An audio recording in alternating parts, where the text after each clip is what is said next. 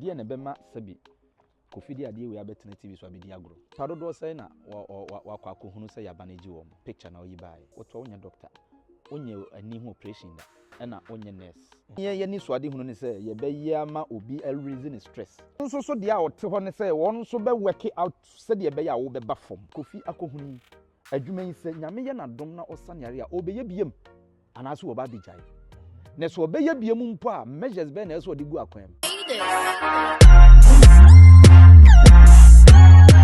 Your friend Poleeno, Obi at UK, Canada, US, or Germany, or Ireland, or Netherlands, or Italy, or Spain.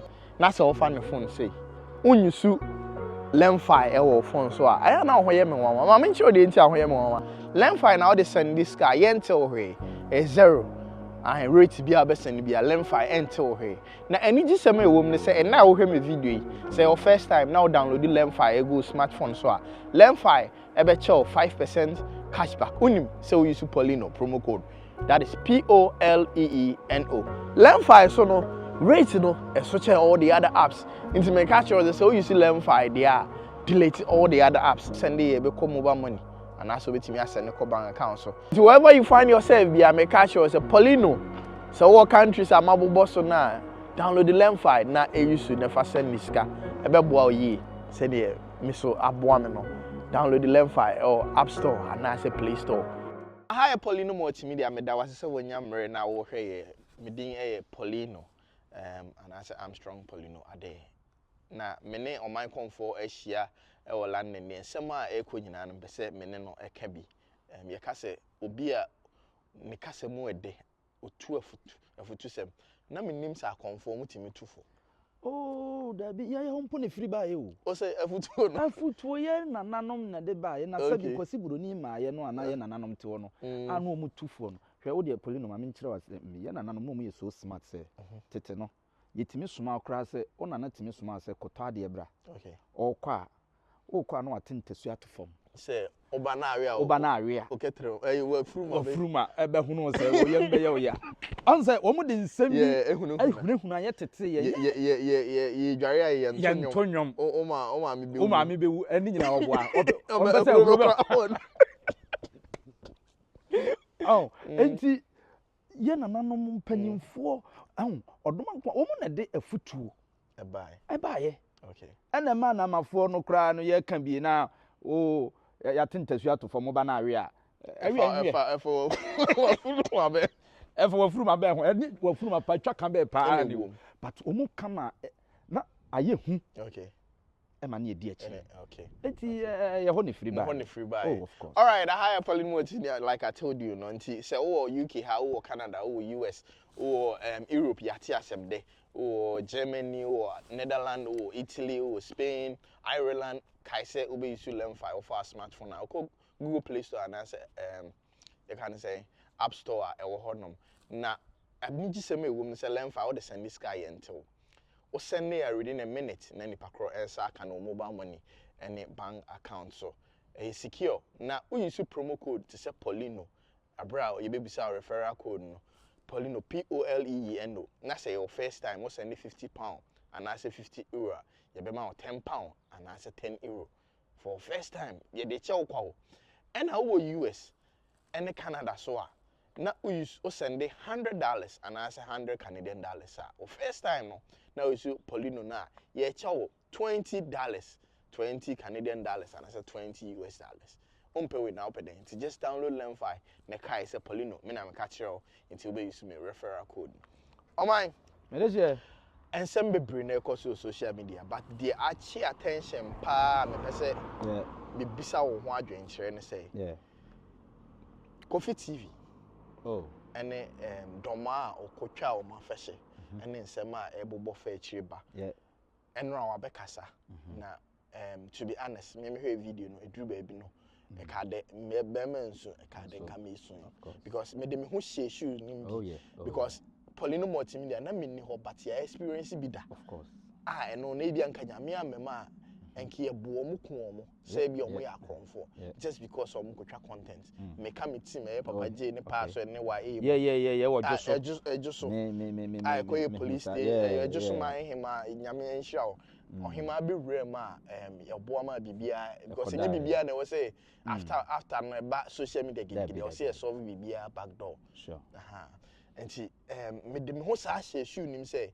imagine say me na me ko twa adwuma so what experience be ntino definitely no obenya feel what you say enti na esa akoba say ya na omo a omo ho kire omo bia de omo buy platform na be promote na ngofo aboa no sure eduru yen no so na ye boa no just imagine abrabo no ska wanya nyina no menya hweze Kofi TV menka so woni ska pa but ni sika wo nyina no yeah or yes or the tempted so the area enwie ne bia de odi kra wonya na adofo bi te se magrahebo ne call akoye go fund me na eno so abeye nsem bebre enra minim so wa hwe videos ni bia me flash mo media ne so nti mi hu kakra na no kwasem ni mi akra mi hu ye no okay na maboto da bia me ka se ade ba ko ye dwuma we ewo mu a ya na mi di ho ya o se empanyimfo a ye beto wo mo ene wona da ya no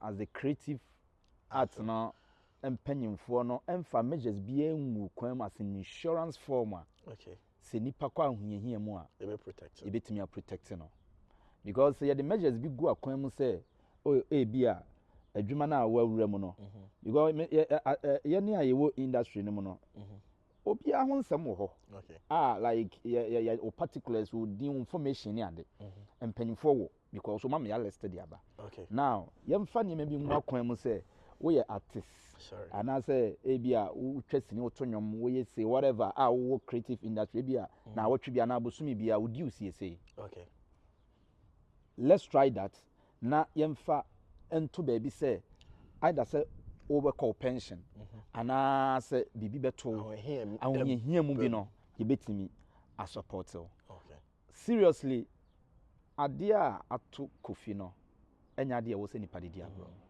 and I may hear say I won't even wish this for my worst enemy exactly sometimes no the all come so hwemu da ne kasa hunu say the city okay back in the days we were speaking like this but now people were not understanding okay say what problem ne so hwemu a what's in your biase and me ya mesire nyankopon ne odoma nkoma se awrade nsane yare okay na be bibiere mo abefiri aba no awrade en connect aboafo na omonso na tene you see on say kame akoy say ye krom ho na ye Ghana kronum no enne media na ba ye nti okay dodo no abefu media social media ya ba ye no dodo na enam so amanipa bi agorabo mo ni so okay enam so ama enipa bi take advantage a eni kwa so mo take okay enam so ebinum you see sometimes ebinum de yade pa okay aboa nipa no bebre but at the same time no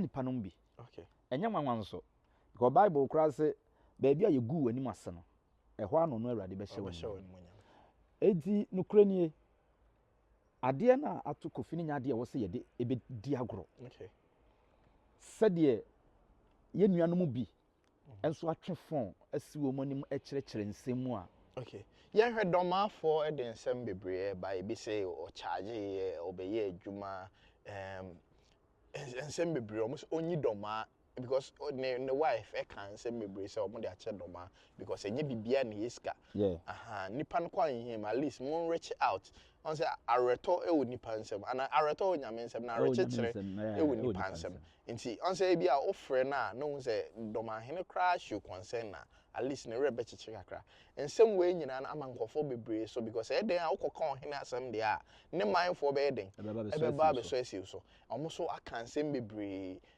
ho hia at this moment ye bra panyi for this situation mo it's very sad Poleeno da bia me ka se wi ase ade ba kwa wo ne se mpanyimfo se ankan ni wachi a o se agro na de forget say wa charge okay ye de nipa na ye adwuma okay ye de nipa na chichire kro okay ye be tu sika be wu agya ho so sorry na se wo sika daima na se ye wo nko na wo wi a wo yase na se oni beji a wa wasem okay ye de nipa na ye bibia adwuma ye as an actor o frame adwuma se me ye adwuma ma wo upon se ma charge se me ba wo set so be yare a enye me ka ye wo ka onya corset minya corset ne so na me be encounter problem I was say producer and director and solve eh wo ka next time na wo frame bi ma pa frame bi okay because sabi what ho no wo frame no matter the amount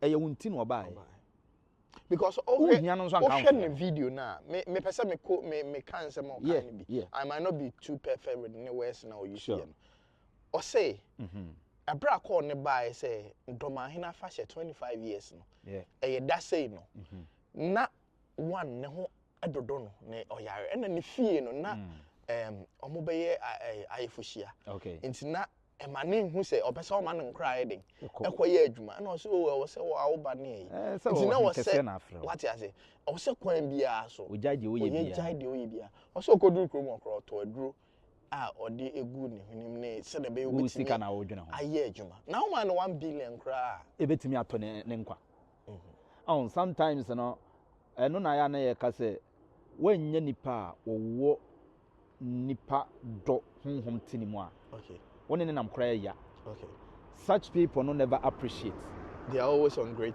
ungrateful because sabi wo hwe sika wo de ma nipa no babusa ho se sika no eye san ya okay hwe ye nua be man problem a wa face no se wo boka e ka wa bo no kra no busa se sika na wo de ma no no etimi atua na sabi etimi atua de aka wa kire nso mama ye mfa niema bi enkatakata ye ho na mama ye mu niema bi ye ne mu niema bi so enne na ato Kofi fa ho hyemu sese ye wo a anka ba eden da bia na me ka se anka dan wo se kwan ne tene ahun se ade no ankwa ama wo ntino wo se nya ade pa sabi se ye wo ofie na anka sabi Kofi firi a anka ebia wo ba betwefo aka de ni kwa asa wo ka bare ya na ya se wo gidie ni arehemu wo nipa bi mu na ahuhihia bre mu no omu be yi wa jeje mu okay and I just feel for my brother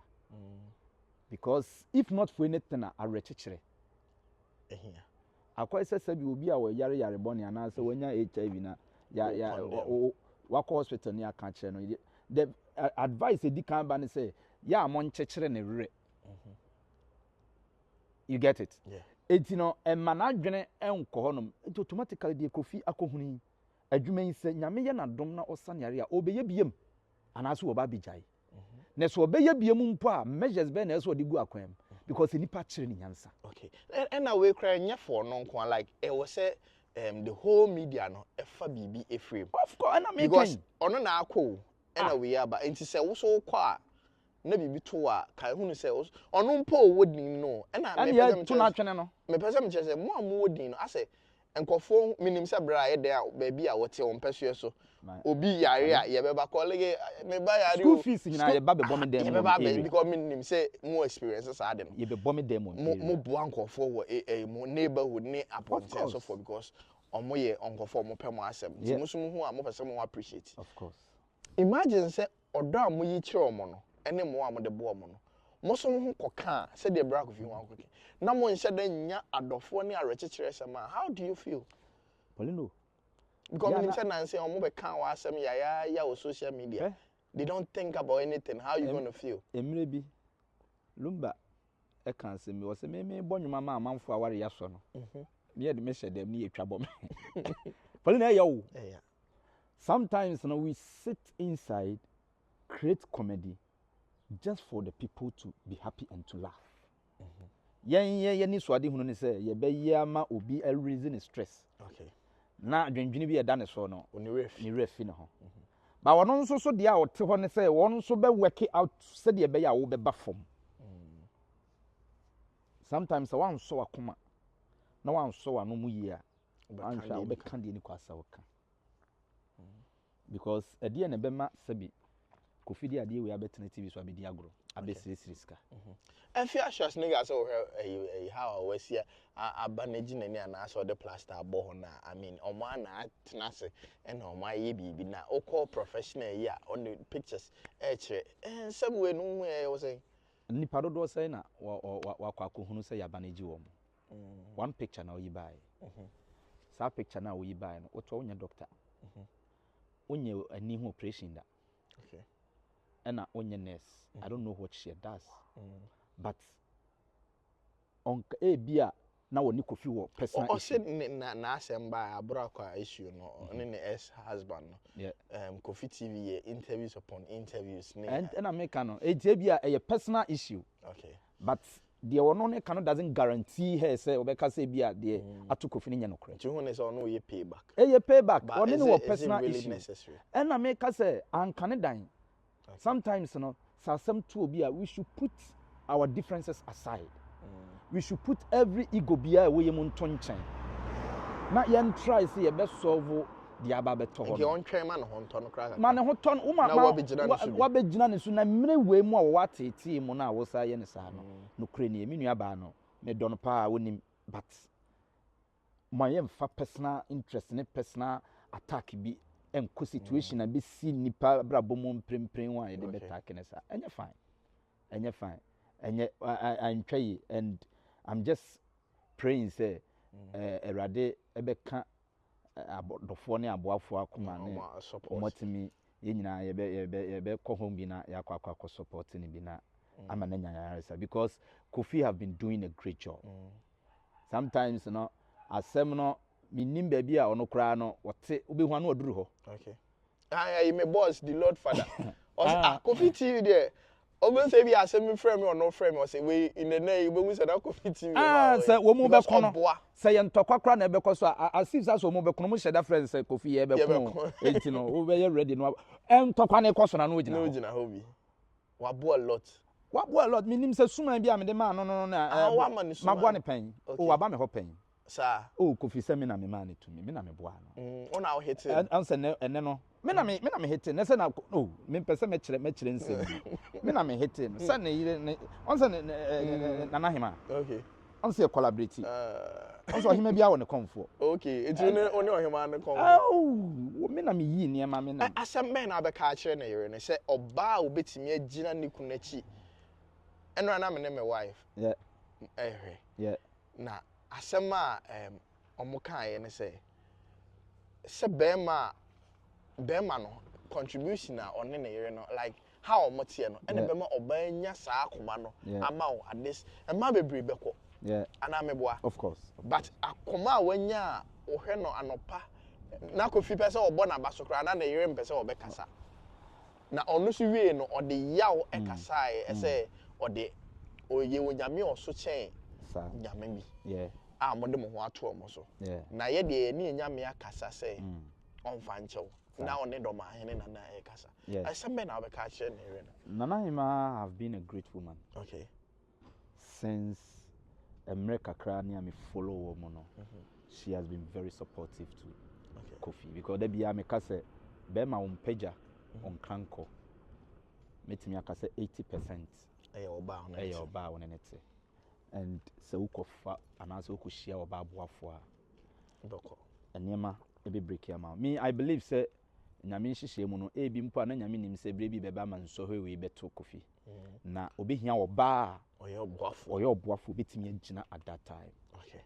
And enum na nyame nam so a wode eyi Nana Hima ema Kofi so baby obia adwantwan ko Hima onkwa so pia said ye oba be gina bari ma chia na wagina no and mesre ne se emanentie negativity. Okay. Onye focus na odoni akoma pa wode agina ni kunachi enso hwe na aba no eye mleti awa bi me mati ase bebre. Okay. Na me sofo bi a metane ne bompa ye kan asem bi nana wo bompa ye se metumofo amuntie na mde me ho agim Poleeno wo be Pentecost bi akwa pe kona me wi a me komisi yesi ne me bi. Okay. Me ko Adventist. Ma metumofo amuntie se nya dai me de ye nyina ye ko crusade. Okay. So na me papa no ne me kasa bi a o se fa hye otirim se saade bi ye good if you nsem a who say something better is coming. Okay. Adebe good. Adebe ye good. Everyone sir. There is good and there is better. Enti who say better biba. It's better if you say best eba. Best eba. O can say so obi member say be deviate but just say be the rem. Okay. Obi so beka say e bia one na yerete na e bia misunderstanding bi na aba on betimi asolve. No beka say okra akona o ye good now kwa better beba. No, not necessarily that. Number say clear. Oh, there be nyanisa on say there was situation whereby impo and so here and say misunderstanding about relationship wa pa ho che wa ye de obeye wa kodwa okay what go to the extent say e was nipa no enya humobro no de che no so obegya wo akwa no de man nko okay na something better is coming okay enti no de me better explain exactly enti no de me person na hima ehunu ni se so hwe na aba no something better is coming. Okay. Or something better is on the way coming. Okay. Into woman tinting, no one show more than. Now they shouldn't pay much attention to the media and the public. Okay. And at the study about Komfo a try to na me this panana e ma cha won say yeah sometimes they should keep things to themselves. Okay. Nyimi nyina na was a media. Okay. Because unnim de odo. And unnim de wo sere wo. Okay. Na unnim de wo town. I believe say said the woman mpanyimfo ne adofo bi no wo nyame ta wo mochi no omo fo mo hunto nyame ne sumom rather than exposing things and I say coming out nyame na sabi oyi mobrohufo efira mane ne nsohwe mo. Okay. All right, nyame na oyi mobrohufo efiri ensohwe ene amane mo bi ne oman Komfo na etwetwe nko wakasa bebre. I mean, Kofi de nyina so be kan say shedding enye easy. Me enra me hwe no, to be honest, I was really down. But enyaba me the asema me kan say enyaba odwe ho se den aba. What you say nti nyame yeah, nyame enchechero re na oma wa hoden a ebro hoden nyina so mra eye wa ho chemre mu na nyame nka ho aboafo so de yesre wa wo opepa ne tumi ne skade Mr. Fabua na enro oda Ibrahim Mahama asepa so ka say me private jet no enye say luxury nti na me toy ensem bi say nti na me toy nti nka mo frɛ me abra na munya flight na come the be foul I mean it's touching only say Ibrahim Mahama me na mboa no what say that's all no wa obi ha well no me nya nipa me evangelism o makomu anka me kasa pa me na me boa no President Mahama. Oh, metimi ayi niam me de ye ade ne ma no. E ma ne re ne. Na se nko bewe.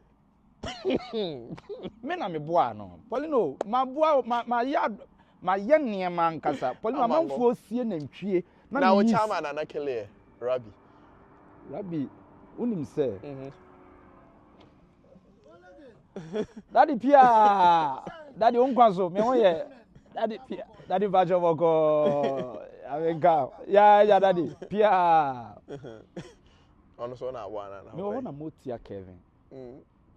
E twete me. Okay. Me ko hwe na obi sie na ntwie. Okay. E wo Rabi ho. Oh, Rabi ho. Yeah. Okay. E na me say nana no madama dien na me nyem fa mo me de hye ne ho ban. Okay. No me say me nkoto kahuro. Okay. Me nto side Titus de hye mu miensa ne. Okay. Na me nto corn beef. Nso me fan chef form. Na also fa chef form. Amanfo sie na nkanta na ntwe. Na nkanta na ntwe me de side. Na corn beef ne de ne bo nya. Odi a wodi nsam odi agro. Wodi asie na ntwe me de samo. Me de sadi. Enti me na so bi ba o share so ane bo nya da nya den. Ne bo nya den because me ya be for Komfo me ye fie Komfo. Okay. Manfo no mo eje ntwe no ni dwan ne. Me gi pizza. Shawarma nom. Oh, what then? Say ne monum ya mo de papa. You know, akoma mfa ye mirem. Monti asem wo ya si o tom. Na ye browse o, na ye cafe. Oh, na ho nyina glass. Na ya den na me kwa. Agogu na je. Ana, Komfo we kom nsuo we kom nsuo we. Poleeno me kom swimming pool. Abramo.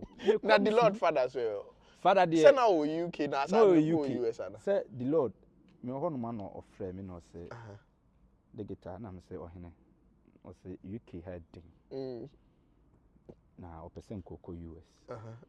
Na me say any problem. Okay. Me here salad. Me the salad, sausage, any baked beans.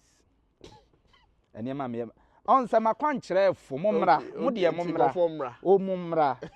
Oh, UK, my Bamwa, Mudia Mupen Crata, Mumra. All right. And see, all UK, hey, so be here for events. Is it a way forward? The way forward is to contact the Poleeno Multimedia. Na on arrange wherever you are. Membrane ya wa. Okay. I'm gas over Genema. Oh, there be membrane ya nenso no. Ya. And name no ka say show kese ekosochina. Okay. Or Telford. Okay. Telford. I mean also be commenting say we share or Telford. Yeah. Yeah, show kese ekoswa. Modegita Komfo me ko sane me srabem. Okay. Na ma yensen kyerɛ ne me kwa dwumi ho ankasa me kotu asensen wie Poleeno ɛwɔ hɔ sɛ mentimi antu a obi a wɔba hɔ bia mfa nhyɛ ne so sɛ me mentimi antu a wɔmɔ me one two asensen wie mo Poleeno ma ben memo ma hu sɛ me na sɛ ha no on sɛ mo system ne yɛ adwuma nye obi nim format ya bi na wo dabi on dia so no sɛ ɔne ne papa Yesu me dia me sɛ me ne motia Kevin ɛne wo ne Poleeno ha no system ne yɛ adwuma Ghana connect. Me connect Ghana no me ye niam bia na me network na tete ko. Nti se wo no ama awia na pie na edum enyu no. Me operate no. Me operate no. Ebi wakwa metimi bo me sem say. Na nka edum enum o. Sa won kan se menye. Okay. Da bi ai play na etwa mu no. Oh. On the TV etwa. What is sound? Ambulance no. Emwa. Okay. Ambulance. Pasha o final west to fast na. Ya me kan se nyame onhire obi ana o me enkoso en support. Yesre mo social media na eda honom no. O me emfanya adepa. Mo ma ye ntrai se bi titia obi animonyam so e de apedin de apeska. E bia obenya teku ne sempoa e wo o page ne so. Nenso kai hunu se Bible say o di free o amfa free so ama wa. Untimi nyama ne nyeye. E na sabi emfiri nyame a ebe hye kwa. Untimi mfanya hwe. Mama ye the right thing. Na yemwa follow Komfo colleague Facebook Komfo colleague YouTube Komfo colleague vlog TikTok Komfo colleague Instagram Komfo colleague. All right. Hi Poleeno Multimedia. The name still remains I'm strong Poleeno Ade Yakra.